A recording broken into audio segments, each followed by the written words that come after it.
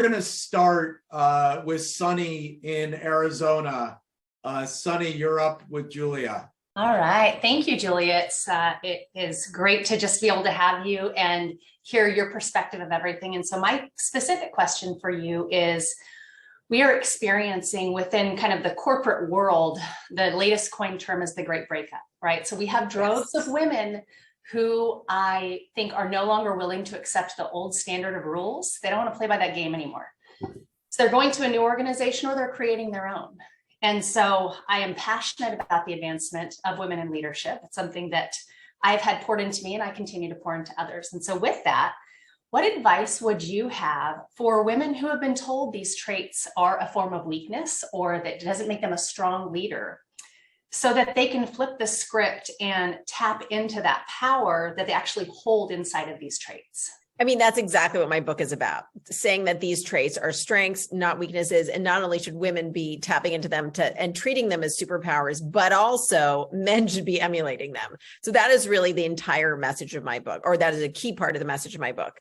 To explain the great breakup to anyone who has not seen this study, about a month or 6 weeks ago, McKinsey and LinkedIn issued their annual report on the state of women in the workforce. The key takeaway this year is something they've never seen before, and that is that women at the VP level and above are leaving their jobs in record numbers.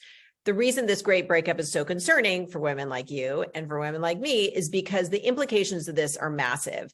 If these women do not join other organizations, then there will be an entire generation of senior women who is not mentoring younger people, both male and female, and also not participating in impacting the culture at big organizations. This is the McKinsey Lean In study. We could probably find a link and put it into the chat. So I think that the implications of this great breakup of these senior women can be so negative if they do not join other companies. If they're doing solo entrepreneur things where they're just consulting, that's fine, but they're also going to lose their impact on society effectively that you have when you have a corporate culture. So I think that I've been speaking at a lot of business schools and trying to get the word out to younger women to understand the importance of leading in their own way and not being defined by some of these archetypes that have been so dominant.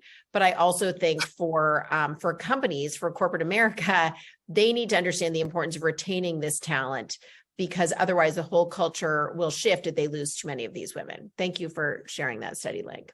I'd also point out there's a great graphic in there that looks like pipes, and it shows a declining pipeline and how at every level of promotion, women and people of color miss out. And that's why there's a lack of female leadership in the C-suite. It's not just at the very highest levels, it's throughout the promotion. Thank you. That answer your question? Yes, thank you. I appreciate the context.